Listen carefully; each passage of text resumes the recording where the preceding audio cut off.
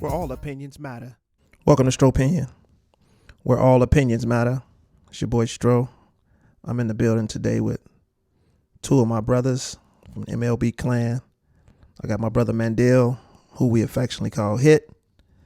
And then we got the baby boy in the room, Nicholas, Co-Boy, Co-Killer, Co-Biller. I call him Bill. Y'all say what's up to the people. Hey, what's happening? What's happening? What's going on now? Yeah, so we in here. We just got a couple of points that we're going to discuss.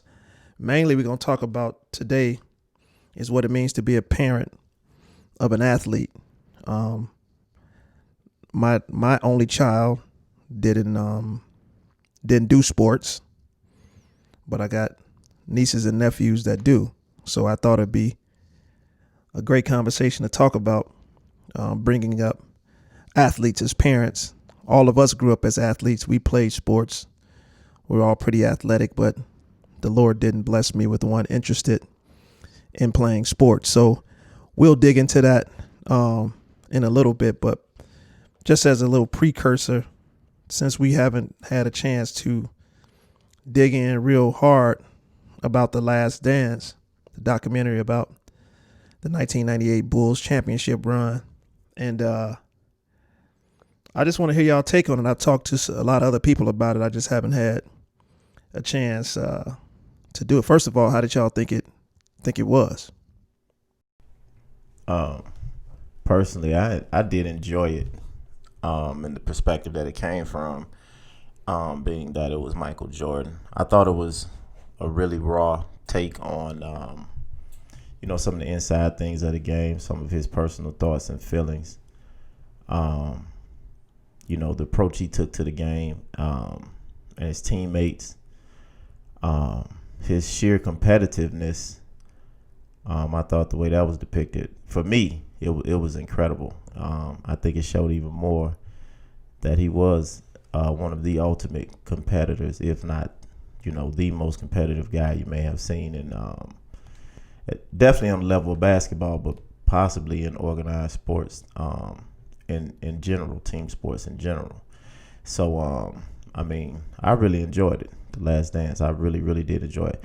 And I think, being from Chicago and,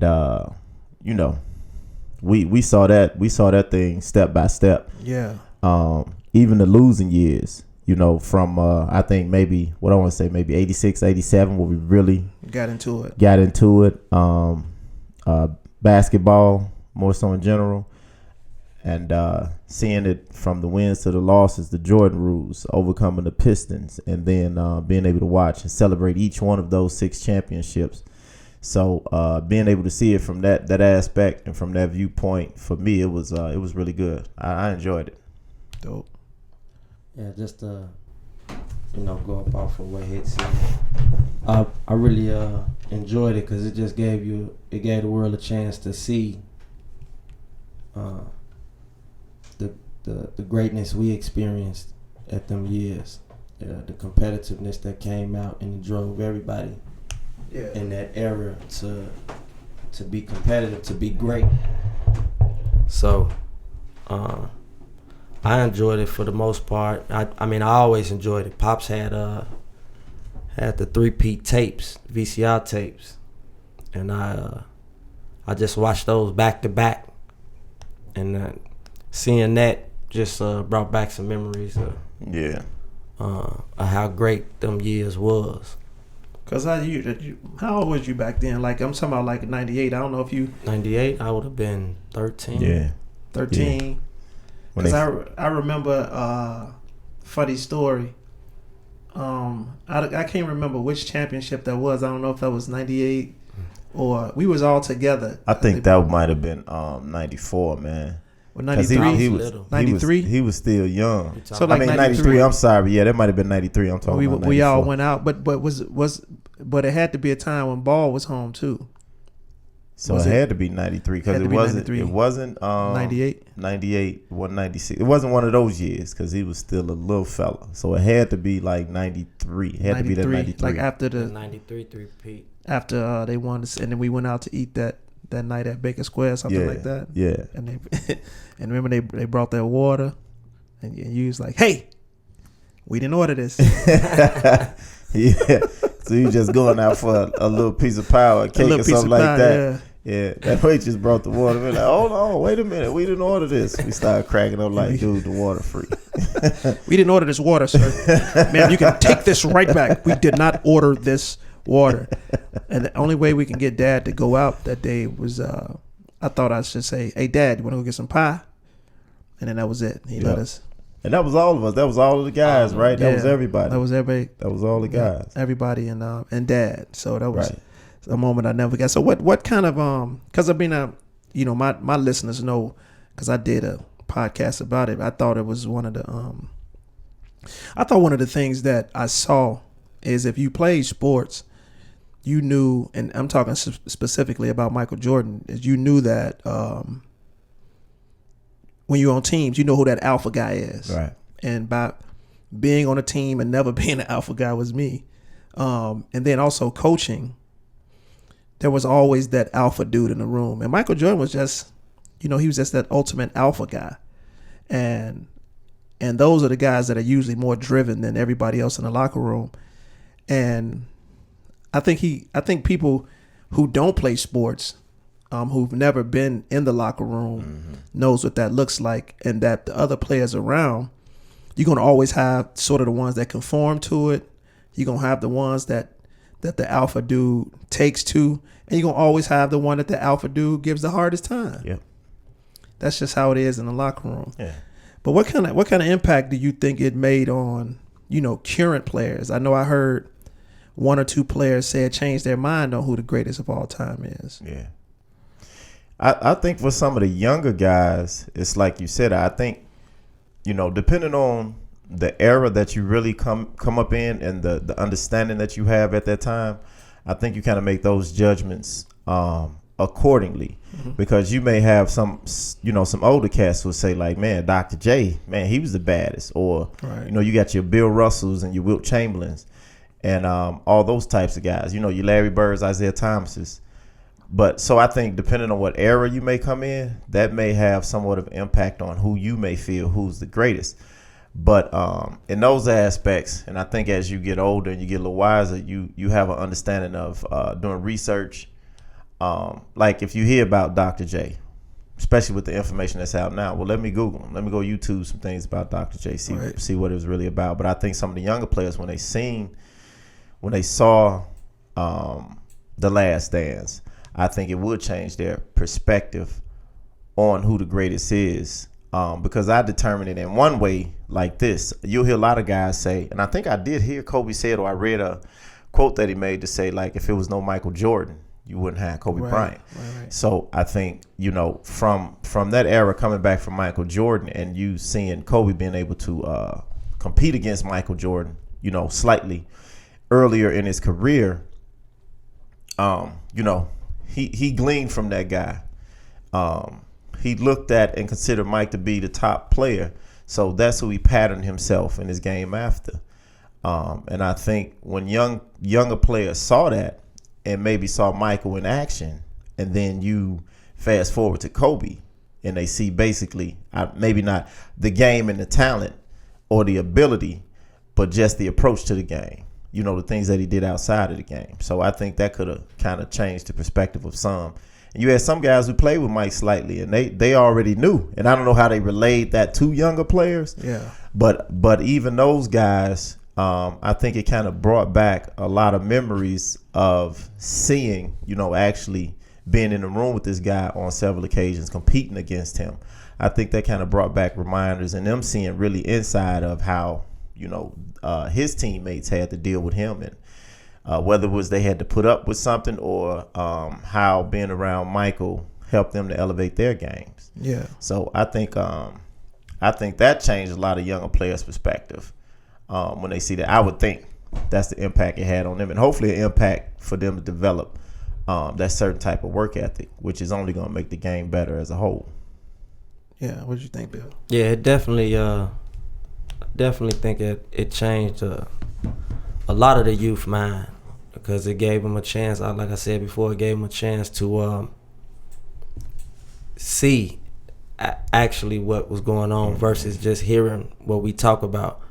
and then knocking on the point with you can look at the Julius Irvins and the Will Chamberlains and you say they great, but you got the guys from that area still looking at Mike and giving him the credit as you don't hear them in the debate when we talk about Michael Jordan and LeBron. You don't hear exactly them older guys come out and, hey man, no,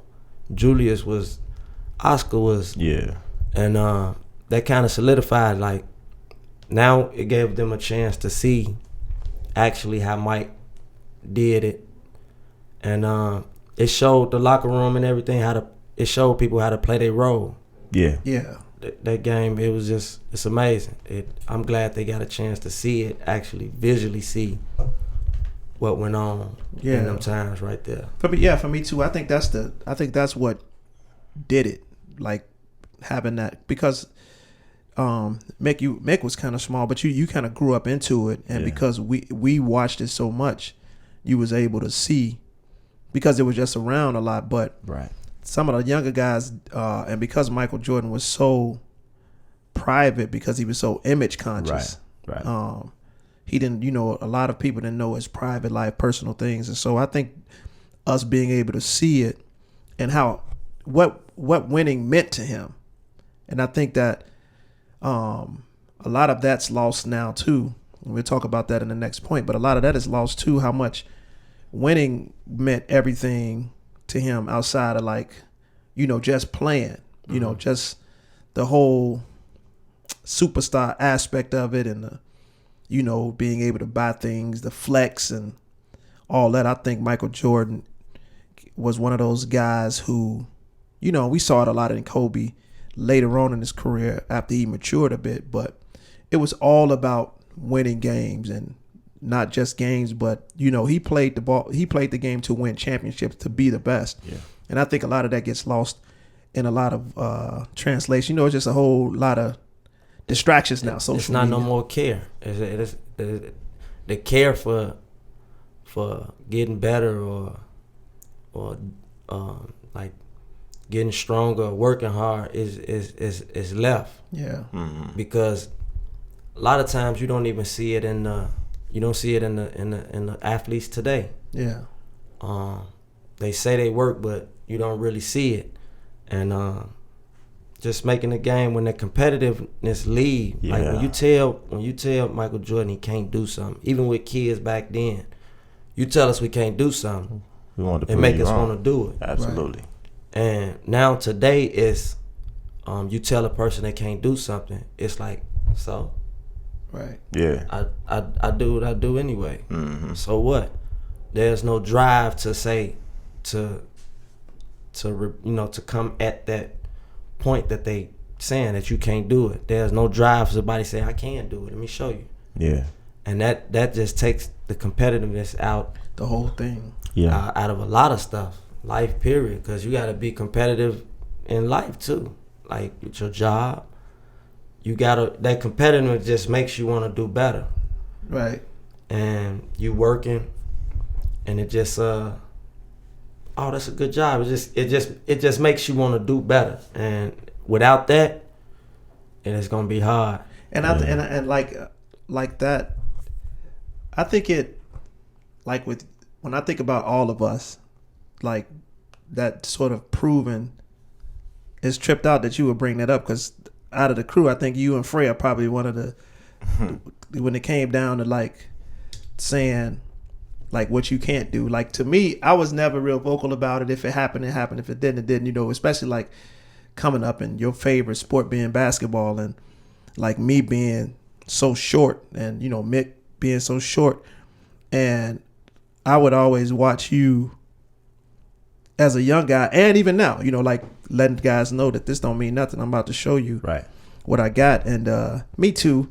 but I'm just, it's more funny to me. I'll laugh at you, hit me a couple of jump shots, laugh at you, and be like that. But I've always noticed that sort of driving you to proving. And you're right, man. It's this. I get that from him. Yeah, that's gone.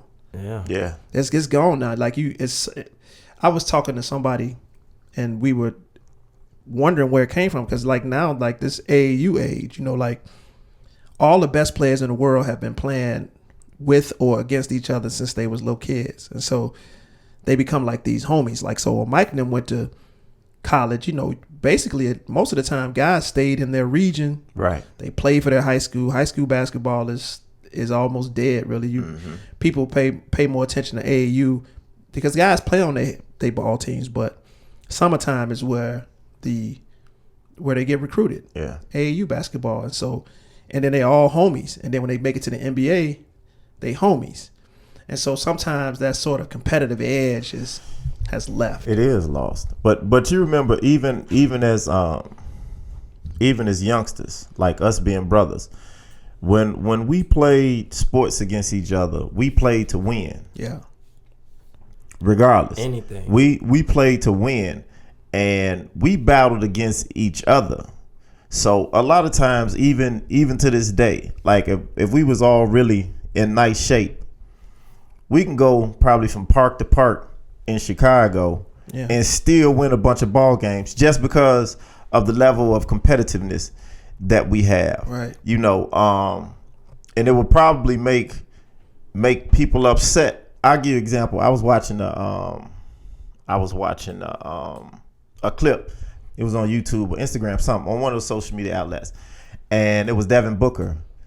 They were playing pickup ball. And there was some guys, they were double teaming them.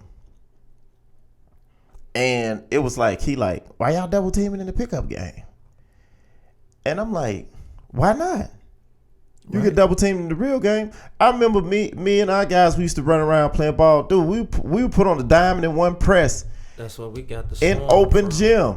In open gym, and that's what we called it, the Swarm. We put on a diamond in one press in open gym pickup ball situations and just literally destroy guys. But it was just that competitive edge, number one. Then number two, understanding and the knowing of the game, right? And number three, to say, like, I want to stay on the court all day. So if I do this, I know we're about to shake this whole gym up because don't nobody know how to break a press. Right. But just that competitive edge, even back in that time, though, I will honestly say, none of those guys that we played against ever came and said, man, why y'all pressing the open gym? It would always turn into like, man, that's them guys, man. They put that press on, dude, and they'll never lose. We finna get them. Yeah, those guys had it within themselves to say, nah, we got to beat them. Because, like, we go to the Austin Town Hall every Saturday, and that gym, whenever it opened up to the time it closed, we was on court. One of us hit first shot and tell them, y'all just pick y'all's because we got our 5. But we run that gym, and we lost one game. We lost one game ever in that gym. And when them cats beat us, dude, they act like they won the NBA championship. And I think I was there. The gym went crazy. You and Pep was there. The gym went bananas, man. Did your eye get bust that day? That was in a different tournament. That wasn't that day. But man, they beat us. Them cats went bananas. They went bananas, right? And we, even on that level, it made us feel good. Like, man, these cats, because we was looking around like, man, y'all okay? It was like, but that made us understand the effect we had on that. But that competitive level that we played on, whether it was on a milk crate, a bike rim, right? And don't let us get a real rim, right? But you remember even back in the day when we was living over on Walton, things like that. Me, Keith, Slayman, man, we grinded out, battle each other. And y'all know how I was relentless. You know what I'm saying? All the way. I was relentless, man. Relentless. Sometimes I guess maybe even to a certain extent I was a jerk, but. But honestly, but see, that's why I loved when I saw Last Dance so much, because Mike, I felt him totally. I felt the man, listen, to the fullest, even when he used to get on Scott Burrell. But the thing a lot of people didn't understand is Mike knew it'll come one time, one game, one moment why I might need Scott Burrell. Yeah. And if you can't take me, or if you can take me, if you can get past this, what I'm doing to you, because I know what I'm coming to do. You gonna knock it down. You good. I can trust you. When I get triple team, I know I kick the ball out the money, and money gonna knock it down. And as Kid came along, I knew. You know what I mean? So I felt him to that. But the way we used to battle, when we would go around the neighborhood, man, you can count the games that we lost, dude. You can count them. And that's amazing, for as long as we play basketball. And then none of us really being over 6 feet tall, let alone the 6 feet. Right. You know, so but it's just like he was saying, that competitive drive to say when you can't do something, you can do it. And then from Bill's standpoint, like being the youngest brother, right, that was a whole nother level to prove himself within the rankings of the family. I'm telling you, coming up to prove himself, through his brothers. Everybody who played ball and competitive basically looked up to in the neighborhood when it comes to these type of things too. So that just gave him also an edge. A lot of guys from his era and coming up with him, they didn't have. And some of them probably loved him. And they probably didn't understand him at the same time too. Because if he was a little taller, he probably would have been a jerk. I don't know. But I know even if Mick would have just got 5'8", 5'9", come on, man. Oh no, it definitely. Oh my goodness, definitely would have. Oh my goodness, still playing the basketball man could dribble, right now. shoot, relentless on defense. Yeah, he'd probably still be pooping right now. And with that, it just that competitive. It just brings that drive out of it. It makes the next person want to beat you. Right. Everything y'all was doing, it just made everybody like y'all going and destroying them gyms. When y'all leave, that's all they talking about when y'all leave. That's the only thing they talking about, Joe. We gonna get them next week. Cats, man. When they come back in, we gonna get them next week. So it just makes the other person better too. That era of Michael Jordan made everybody out there better who played sports or who had a drive to play sports. Yeah. It made everybody want to be great. Yeah. That's why you got a LeBron and a Kobe. Yeah. Because they seen this dude and his greatness. But my thing with them, y'all take that competitiveness out. And this is who watching you. Our youth watching you. Yep. They the ones watching you. Yep. And we know what it is, but they don't. They ain't see that grind like Mike now. Yeah. Exactly. Because I think one of the things about like LeBron James, like I heard, and this is a good segue into the next point I want to make, because I want to ask, do you think that the Last Dance affected the GOAT conversation at all to sway it one way or another? Now you have guys who are just loyal to LeBron and they're just gonna, he's gonna always be their greatest. You know what I'm saying? And then you find these people fishing about, reasons that he's not great, like Kendrick Perkins. Oh, this y'all GOAT, he a liar. This y'all GOAT though. But his personality and things like lying have nothing to do with it. But like people who love LeBron James, that's the only thing they can find. Because like after stats and all that kind of stuff, man, that's it. He's a numbers guy. Yeah. But with LeBron James, because I think LeBron James works hard. I think he works on his body. Yeah. I think he's in great shape.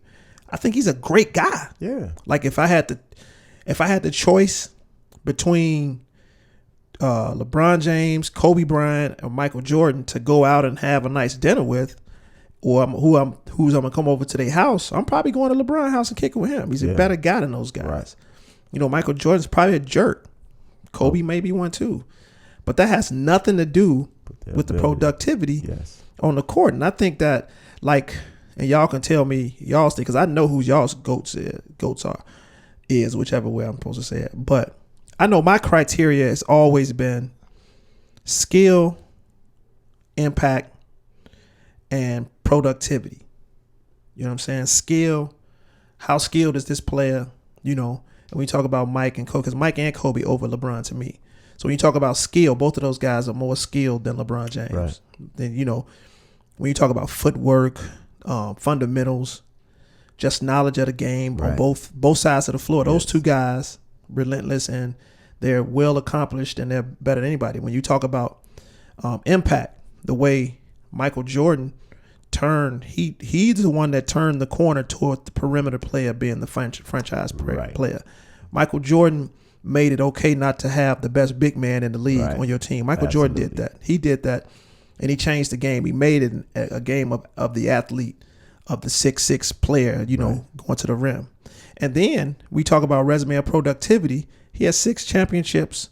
He went to championships 6 times in 13 years. Because, I really, that those Washington years, even though he was productive at that age and did stuff at that age that nobody at that age will do, I don't really count him, because I don't think Michael Jordan looked at those things as like I'm gonna win a championship. But that second year, if he doesn't get hurt that second year, they're gonna make the playoffs, and then who knows what happens. Right. But like 6 out of, after his 7th year, he went to the NBA championship his 7th year and went every year after. Yes. Right. And then he won every time. And every time he did that, he still was the most skilled player in the league.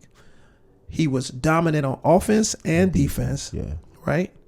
And he was the best player in the world. And so when he had the opportunity to go to the championship, he always won. And so people can say, like, I hear arguments like, and they're dumb arguments, like he didn't play against anybody. That's dumb. But he can't affect who's in the league while he's playing. Right. So when you are in your league and you want to be the best player in your league, when you get to the championship, you got to win. And I'm not diminishing what LeBron James did. I mean, he went to the championship a lot. You know what I mean? Maybe we would call him the greatest Eastern Conference player of all time. Right. But he went to the championship a lot. He went 9 times, but he only won 3. Yeah. And also, and I agree with also, and then we'll let Bill chime in. But like with Paul Pierce, like he was like, one of his criteria is like when he talked about his top 5 players and people got mad at him because he left LeBron out. I think he had LeBron at 6 and Kobe at 5. But you can't argue with anybody he had there, because everybody in his top 5 were leaders on dynasties. Right. You know what I'm saying? Like you can, Magic Johnson, Kareem, you know what I'm saying? Shaq. All of these players, these were players that were on dynasties. Yeah. You know what I'm saying? Like, and a lot of people, and that's debatable too. Like Bill Russell, you can call it a dynasty, but Bill Russell played when it was probably like 16 teams in the league, maybe. And the league hadn't developed yet, but you can't take away from him that he was the best player in his era. It's the era he played. He played 13 years and won 11 times. Like, that's amazing. And it's crazy, and the game hadn't got to where it was, but it's because of him. It's because of Bill Russell that we have a fast break. Right. There's no such thing as a fast break before Bill Russell blocking a shot to keep it in bounds and have the other team off balance. That's what they learn. That's where they got the fast break from. You know what I'm saying? So all those things develop, but that makes my those are my reasons to be the greatest of all time. It has a lot to do with that. Go ahead, Bill. Yeah. But for me, just it's just a real quick split for me. Killer instinct versus no killer instinct. The things that, like, you put Michael Jordan on them teams that LeBron went to them championships with. You put Michael Jordan in them practices, in the locker room, Kyle Korver's gonna hit his shots. These guys gonna hit them shots down the stretch. Yeah.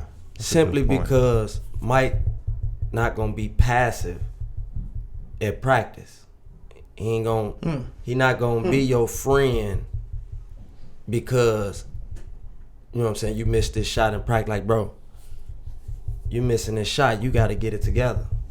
Like, LeBron on the other hand, he missed that shot. Oh, come on, bro, it's okay. We're gonna get it together. So them different attitudes made his players better. And then not only did his attitude make them better, they couldn't really say nothing to him about the way he acted because of his work ethic. Right. And what he did. And they seen his perfection. Like, man, he's snapping on me, but he right though. I see this man working hard. 51 points, 60 points. And it just that separates LeBron totally, like, real easy for me, because he doesn't have that. You had many great players, many great shooters in them corners, but they don't capitalize because you too cool. Wow. I that was amazing right there, because I never really looked at things like that. Yeah. I agree with all points you both just made. I manage a group of guys at my job, and one of the things I always tell guys is, you come to work to make money, not friends. Michael Jordan played basketball to win championships. That's it. Not get the nice guy of the year award. And when you talking about competitiveness, when you're talking about competition, the way he was is necessary. It's necessary. One thing that baffles me nowadays too about this greatest of all time debate. Why is it between Michael Jordan and LeBron James and not Michael Jordan and Kobe Bryant? Right. Just totally. Because he made it to the. Why we not debating about that? Because okay, Kobe, how many championships did he play in? 6 or 7? 7. 7. He got 5 because he lost to Boston one year and they lost to Detroit 1 year. And then in that loss to Detroit, that was the 4th time in a row that they had gone. And they remember they missed the one in between. Remember that 2003. I think that's the year maybe Shaq got hurt or something like that. Who played that year? Who won that year? I'll look it up, but go ahead. Was that the year San Antonio and Cleveland went? That probably was the year because that when I thought that might have that's when I thought LeBron James was going to be right amazing. That's when everybody thought he was going to be amazing. That's when everybody thought like, man, this guy going to win a lot of championships because he actually did put that team. He went on a roll, put that team on his back. So that's my mistake. But at that point, Kobe and the Lakers and Shaq and those guys were playing for their 4th championship win. So you talk about 5 out of 7. It's still not bad. It ain't bad. It's better than 3 out of 9. It really is. I mean, at least you over 50%. So that kind of puzzles me somewhat also. Why are we talking about LeBron and Mike being the greatest of all time instead of talking about Kobe and Mike being the greatest of all time? Because he was if you ask me, and when I was a younger guy, I wasn't really like a Kobe guy. But then, like I said, as you get older and you get wiser, like if I want to build a car, why wouldn't I pattern myself after a Ferrari as opposed to a Yugo? You know what I mean? Not saying that LeBron's Yugo, but I'm just saying Kobe Bryant was if you're talking about smart guys, he probably the smartest guy you can ever, that you could really think about because he looked at who was considered the greatest or who was the greatest at that time, whom he felt was the greatest, and he said, I'm gonna pattern my game, my work ethic, my approach to the game after this guy right here. And it worked. And look what it did. It was just a heads up. The 03 was the Spurs. They beat the Nets that year. The Nets. Okay, there you go. The Nets went 2 years in a row. That's right. And, right. When LeBron Jason Kidd and those guys. That was 07 when LeBron James got swept by the Cavaliers. Okay. I'm sorry, the Spurs. So there you go. Yeah. Okay. Yeah. So that but the Lakers went back that following year. The Lakers went back in 04 and lost to the Pistons. Yeah. Right. But didn't the Lakers beat the Nets 1 year on the first end of the back-to-back or the second? The Lakers won in 02.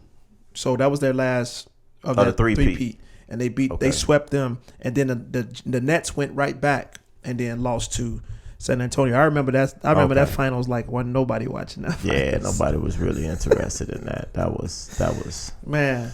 But one more thing on the attitude what I was speaking on earlier, even games playing with Frey, and you come down and it can be a clutch situation or getting to a point where it's going to be a clutch situation, and you miss that shot or you turn the ball over. Oh yeah, you not finna get no.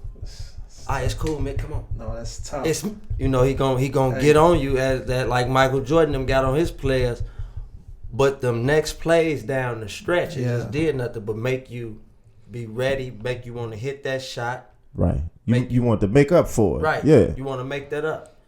And defense, you want to do something to make up that thing, and that's a lot of reason why the players around Michael Jordan, Dickie Simpsons, Judd Bushlers, Bill Winningtons, that's a lot of reason why they was good. But I mean, listen, man, that point you made with, because it came out in the documentary that Michael Jackson,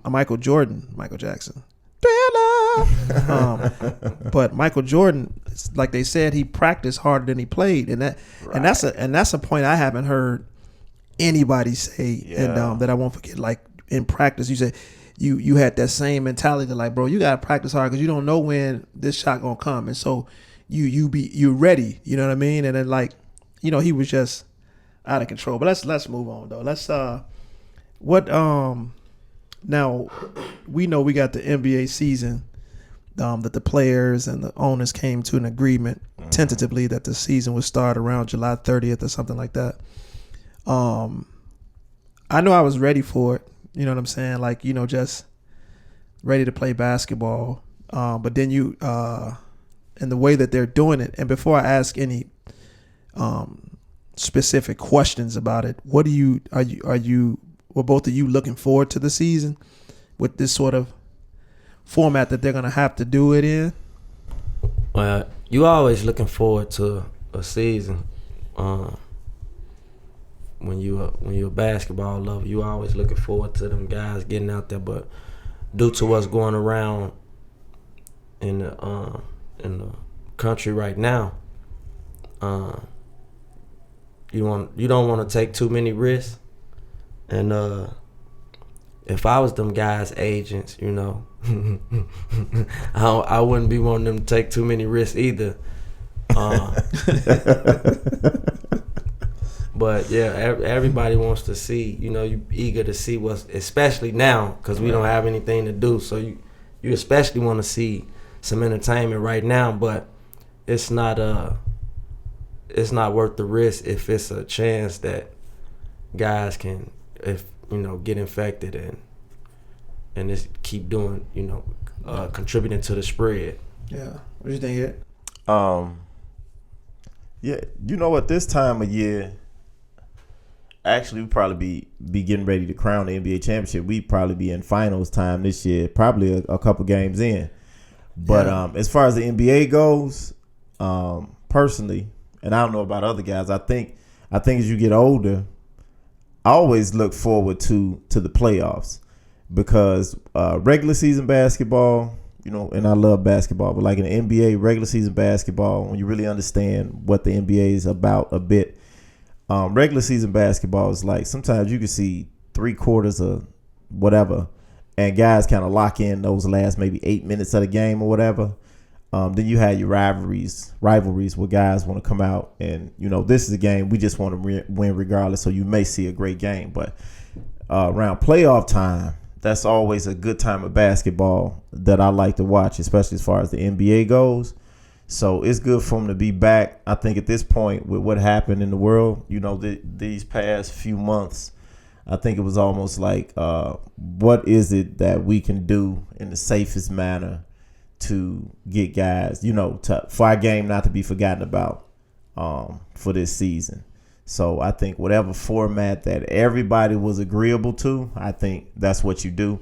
I think this will be something exciting because I'm not totally familiar all the way with the format that they're going to use because I know at one time they're kind of talking about a tournament type format, which probably would have been or could be somewhat exciting seeing that on the NBA level and actually, guys coming out to play every night. But I think right now with sports, especially the NBA, by them not being able to finish their season, I think it was almost to the point of what's going to be the best thing to do and the best way to do it to generate a little more revenue before the season is over with, because at the end of the day, it is a business.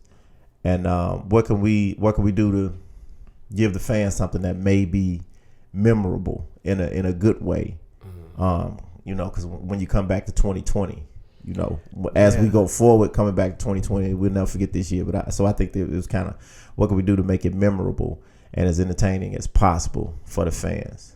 Yeah, so I think the actual setup is this because they were talking about different formats, and then I heard I think Adam Silver, I think that's who I heard say that Michael Jordan was one of the ones that advocated for just make sure they keep it regular. Like, so they're going to do the regular setup, the conference play, you're going to play by conference. Because I think it was either keep it the regular way or take 1 through 16 and just go. just by record. But Michael Jordan, even though his team is not involved in this at all, he was just saying like it'll probably make it truer. Yeah. Because the championship would look like everything else. Because it may have at that point you like you just did like a 1 game, thing, and are you really a champion? Right. And so I think Mike's point was like, even though the players the teams they got now, the 22 teams that's going there, those were probably teams that's going to make the playoffs anyway. Yeah. The bottom ones fighting in, and then they just play it regular. I think one of the criticisms that I've heard from some players is that like you can't go home, like you on the Disney campus, you staying in a hotel until all of this is over.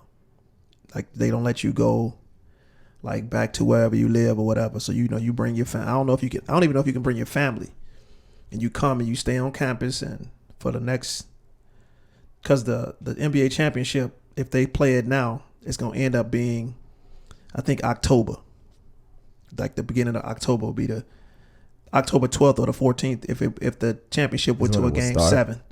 No, went to game 7. If it went to a game 7, that'll be the last game, October 14th. And then so a lot of guys were saying like, then we go right into training camp and that kind of thing. But I mean, circumstances like this, that's what have to happen. But right.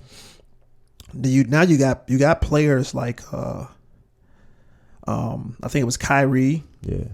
That was the most notable one I heard. That was kind of opposing. Like Kyrie was opposing to it. And then Austin Rivers was talking about it like, wanting to play, because players at the end of the day, it's a business and they're not in a position like Kyrie Irving is to say, hey, need to play the rest I can't play, because if you don't show up, like if you say I'm not going to play, you're not going to get your check. You're not going to get no money. So you're not going to get paid. Right. And so some people, like if you got a guy like LeBron James who says, and I haven't heard LeBron say he's not playing. Right. But, like LeBron James is in a position that if he doesn't get the rest of his money for this NBA season or whatever, or however they doing it, because, they prorated some kind of way. But if he don't get any more, like he is, I mean, he's so good. Like he good. Those guys have a lot of money otherwise. LeBron has probably made $75 million this year already outside of what he's made as an NBA basketball player.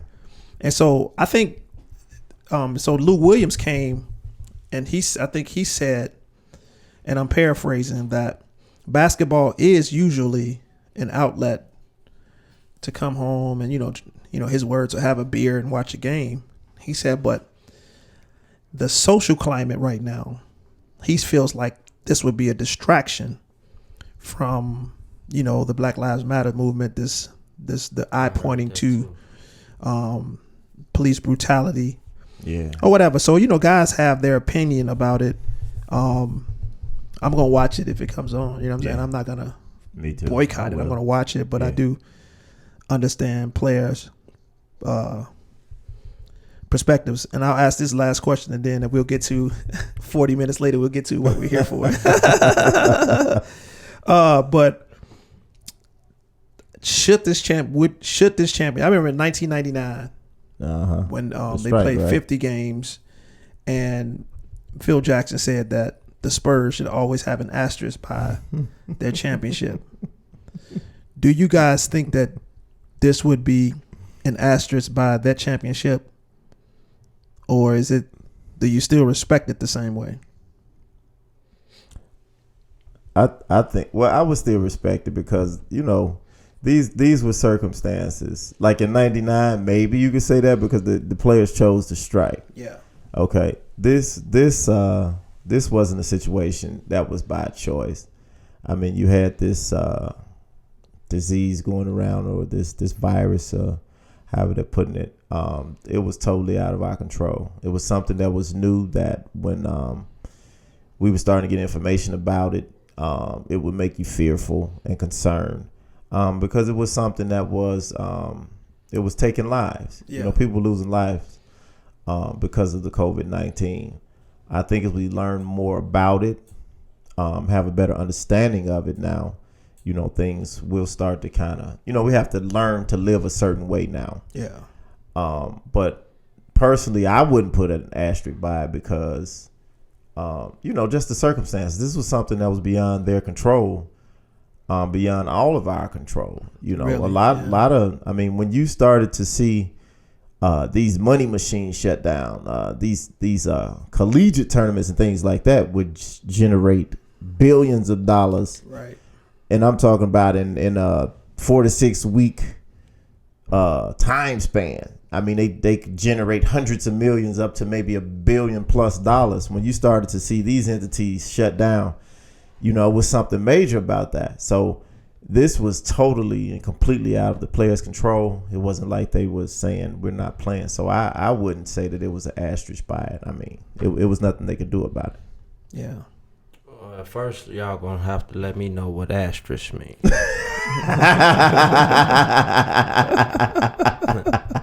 On the real. So the little star by it, and then you go down to the bottom and say, not a full season. Yeah, right. It's basically indication that there's a variance here. Yeah, like it happened, but it happened, but it wasn't like the other. This ain't real. That little thing right there, yo.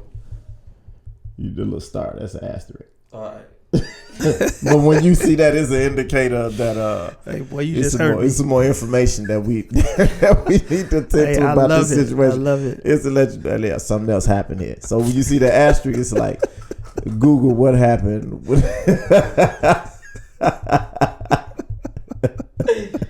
And why is the asterisk about who name? No. The NBA champion. Do you think so? When we say the 2020 championship, it always be mentioned like this isn't like the other ones because this was like the season was chopped up. Season was chopped up, and it was like a tournament in Orlando. You still gonna have to crown them because they still got to put in the work to get that trophy. Right. Still got to win. Even though games. The season is gone, 16 games now. My bad.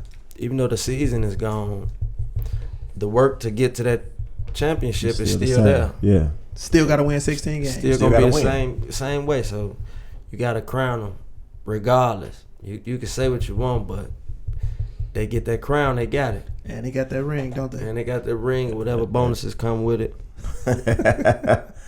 For sure. Everything. So those guys, I think they still going to fight for that too, especially in these situations where you're getting prorated checks and things like that. Oh, yeah, you got to move and, hard. I don't know. But I don't know if you get paid for the playoffs. Yeah, well, check it. I know back in the day you used to get a little extra money for let me check for making it to the playoffs. I'm not sure if it's still like that. I'll check it out. So it don't seem like it though. The way guys they don't the way they hooping. Yeah, they don't fight hard to get there. So yeah, dude. Now getting to the meat of this conversation, I was thinking the other day about this, about being a parent of an athlete. Miko just started. His children are still in grade school, and then you have a son that plays professional basketball, and then you have another athlete in high school. Yep. I think the first question is how beneficial is it? That's crazy, boy. Now, I didn't even type this. How this thing know that I was going to ask, do players get paid for the playoffs? I'm telling you, man, it's weird. It's that 5G. It's reading your thoughts now. Yeah. But anyway, so, is it beneficial for kids? Is it a benefit for them, for your kids to play, sports, besides their other things like their schoolwork, chores? Is it still beneficial for them to be involved in sports? It's depending on how you put it, because it can be beneficial or not, depending on the work ethic of the kid and the parent. How much time do they put in and make the kid better for it to be beneficial.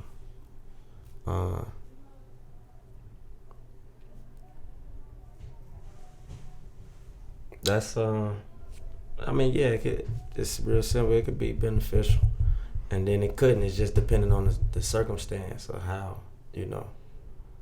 uh, you're gonna raise them, and it's a lot that come with that for it to be beneficial. Mm-hmm. Some work. Yeah. Yeah. I mean, it can be beneficial on the back end, but as far as socially and things like that, especially for kids nowadays, as far as that aspect of it, I don't know how beneficial that is, because back in the day when we were coming up, being an athlete definitely could be beneficial just right. On whether it was the elementary, high school, collegiate level, whatever. It was beneficial being an athlete, socially, for the notoriety, some of the perks that you may have gotten for being an athlete, just the social notability of being congratulated, or like, hey, there's that guy. But I think to a degree, coming from parental aspect of it, I think it does instill a certain confidence in a child. I think, especially if they're one that can excel at that sport. I think it teaches them teamwork and how to work in a group for the most part, especially when you're playing the team sports. A certain level of dedication, concentration. It could develop a work ethic in a child. So it definitely can be beneficial. And then just from the standpoint of like Pep, he got a full scholarship, and he got a college degree out of it. So it catapulted him into an area, whereas it would have been, somewhat different. That still would have been an expectation of mine for him to go to college, but that made it just that much easier. You know what I mean? Because he was pursuing his dream, and so that ended up happening for him also. So I think it can be beneficial, especially like I said, when they excel or when there's a seriousness to it. It can be beneficial. It is beneficial. So like. In that regard, like once you know that, and I know both of you two are big on commitment, like being committed to what you sign up for. How do you, like, what are some of the strategies that you use to keep them motivated or keep them to that commitment level? Right now, for me personally, it's a different day and time, with that competitiveness being gone and things like that. Because I can remember back in my day, we'll work out. My brothers would teach me things, and not only would they show me things, I'd go do it on my own. Right. I'd be showing somebody else, which made me better, made me get it. So with the kids today, and with all this technology going on, if they don't really love the game or like really have an interest in it, then that work ethic will be hard for them to build. Like they won't build that they won't be committed to it because they committed to something else.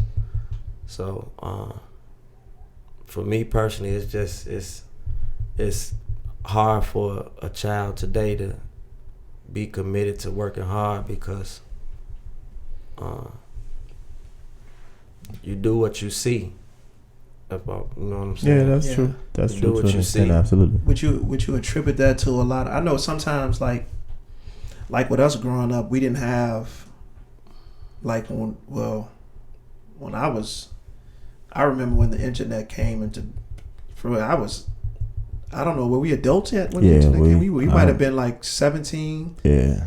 Something like that, 16 when. But then back then it was still the dial up. It was so slow, and so it's just like the internet and that kind of thing was just coming about. There's but now these kids have so much access to other things, like with phones, the way video games are now, with the ability to be able to play your friends online, and it kind of keeps them grounded or keep them in the house. So I would imagine that that's another obstacle that facing like a student athlete these days. Yeah. Is to try to keep them motivated, to keep them scheduled, to train, to get better. Because I would, like when, like if things like YouTube and those kind of things with all these free drills and stuff that was available to us when we were younger, I think I would have, I would have been a better basketball player, or I would have gotten interested in golf at an earlier age, and did some things with that, with my athleticism, if those things were available. But of course, that would have, if the YouTube and stuff was available, then those other things would have been available for me too. Absolutely. So I'm sure that's a challenge. Like, is that part of the challenge? That's a challenge for them to be, to make a commitment. But ways to get them committed is solely on the parent and having a schedule set and sticking to it. And because when you look at the ball boys, and how his father got him up, jog every day, you gotta create a commitment in these kids today, and it can be done. The parent gotta go out and make it happen for them. Yeah, I think sometimes nowadays too, in our culture, I want to say maybe American culture, we can see that our kids have a basic or natural talent or ability, and I guess, for lack of a better word, we hear this word like force them to do it. Mm-hmm. But I think with that we have to change the narrative, because if you see a talent or an ability, it's really not forcing them. You have to sternly lead them in that direction. So let's just say you got a 12-year-old kid, right? And he's in 6th grade, but he can already jump up and grab a 10-foot rim. There's some type of athletic ability in that child that's extraordinary. You know what I mean? That's not a regular thing. So I'm just using that to say, to the point of, when you see something in your child, I think as a parent, it's your responsibility to try to bring that out. Mm-hmm.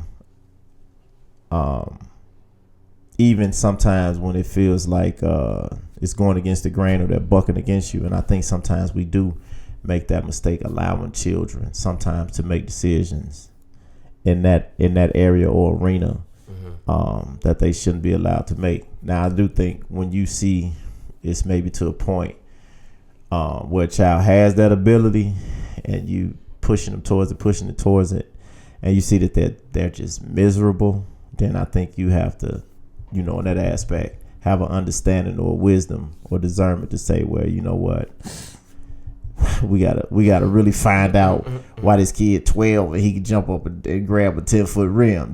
Maybe it may be for another reason. Maybe it's not basketball. Maybe it's not football. Maybe he's a Olympic athlete or something like that. But I think you find out what it is. But I think you still don't allow them to make that decision. Nowadays, like you said, with the social media and things, that all these other things that children can get into, it can be difficult to keep them motivated, because I know we were coming up, you talk about scheduling and having them on a schedule. And back in the day, our schedule was sports, whatever it was, because I know we played a lot of football when we were younger, basketball. It was sports, and then your schedule started when you ain't feel like playing no more. Then that's when your schedule started. Yeah. So if you felt like getting up and playing football or basketball, you get up 10 in the morning. If you felt like playing at 6 o'clock at night, your schedule started after 6. If you felt like playing at 8, your schedule started after 8. And your schedule might consist of a shower, some food, and a bed. So nowadays, with all the, with the access to things, and then, I can go in the house and put on some headphones, and I can talk to my buddy who lived 10 miles away. We can sit here and do this all day. Like you said, the games and the levels the realness, the trueness to the games, things like that, it could be difficult keeping a child motivated. But so nowadays scheduling is incredibly important, because I know when I get in from work, trail on the game, it's like, hey, 30 minutes, strap them up. We're going to do whatever it is that we doing. Whether it's weight training, his plyometrics, his resistance training, his stamina training, whatever it is we doing. 30 minutes. In 30 minutes, get ready, and we going. So as a parent, as a father, that's my job to kind of steer him right now until he does develop that work ethic. But as you doing it, explaining him to say, like, hey, listen, man, got to get to a point where you telling me, hey, Dad, come on, let's go. Right. I can't want it more than you, so don't waste both our time. But you 15, 5'11", 215 pounds. Something about that. Yeah, come on, man. You're not a gamer. Not right now. Maybe after you make a couple million. You're gonna be like the guy on Ballers. Yeah. The big old guy. I want to be a gamer, man. Yeah, he a defensive end. I want to be a gamer. But my man, he had already made his millions. After you go get your college degree from being a linebacker or, a big buff guard or something like that, after you do that, you could be a gamer. Even if you get through college and you say, Dad, hey, listen, hey, my man, you made it through right. college. So, but it's nowadays in this era and going forward, because technology is only going to advance. Yeah, it's difficult. It can be difficult to keeping them motivated. And then too, like the pool socially, like so. Yeah. I made a point to my kids today, and this is something that I got off social media, but it said if you hang around 5 intelligent people, you'll become the 6th one. You hang around 5 millionaires, you become the 6th one. So I just put it in the aspect. He want to play football. I say you hang around 5 NFL players, you'll become the 6th one, because you're gonna develop that attitude, that work ethic, those attributes, and things like that. Right. So as a parent, also keeping them motivated, keeping them in the right settings, keeping them around the right people outside of family. You know what I mean? Because all your cousins or whatever, they may not be an athlete, but just in that aspect. But it's real difficult keeping kids motivated nowadays. Because I think, of course, I never, my daughter, Mila's never been interested in things like that. So I've kind of just, been the uncle fan, to absolutely all of my nieces and nephews, the athletic things. I'm gonna keep watching them and doing all that. But that motivation thing is something else that I was just thinking about, like how difficult it must be. And then you said something else like do this kid really want to do it? Like there's a person that we know whose son, I won't mention his name, but his son played basketball, AAU basketball, high school basketball, all the way till he had offers to Division I schools, even like a couple of Big East Division I schools. And after he graduated from high school, he said, "I don't want to play basketball no more, Dad. I'm tired of it. I'm burnt out. So I'm just gonna go to college and just do something else. But I'm not going to play basketball. I don't want to be committed to it." And I'm talking about, like, if you're playing basketball at a level where you're getting division, no matter what the program is, Division II, Division III, whatever, that means that you're playing some good basketball and you didn't put a lot of work in. Right. But again, like he lost motivation for it, and I would probably still have to have that conversation with him, like, bro, at least let them pay for your education. Right. But if he's not motivated, then as a parent, still he's just gonna go in there. He's gonna be haphazard in practice. Right. And, could end up getting hurt. Anything could up getting hurt. Lose a scholarship, and somebody else that's really motivated can really get that. But I appreciate you guys stopping through, and jumping on this podcast with me, and we're gonna do a whole lot more of this with a whole lot different subject matter. We get the other bros on here with us next time. But shout out to MLB, long live the kid. Yes, sir. And Free ball. Keep that man up. Keep that boy up. Keep free ball. Keep that boy up. And as we leave, we gonna play a little clip of my man Kid as Element. Peace. Go for Coco, can't you see? Every time I close my eyes, I seem to have this dream about a pure black woman with nice round thighs. Not too short, not too tall, but just the right size. And even in LA, when Coco walks my way, I straight free. Y'all don't know what to say. And when I finally come around and say a word or two, it's too late. She drove off. That's nothing I can do. See, Coco has me cuckoo, Vanilla has me too. And by me being young, I can't decide between the two. See, Coco's hair is real, and so is Coco's eyes. Vanilla has an interweaving patties on her thighs, so I hold on to Coco and see Vanilla later. And that is when the love for Coco got much greater. See, Coco has a lock on me and never lets me go, and that is why today I am cuckoo for Coco. Coco.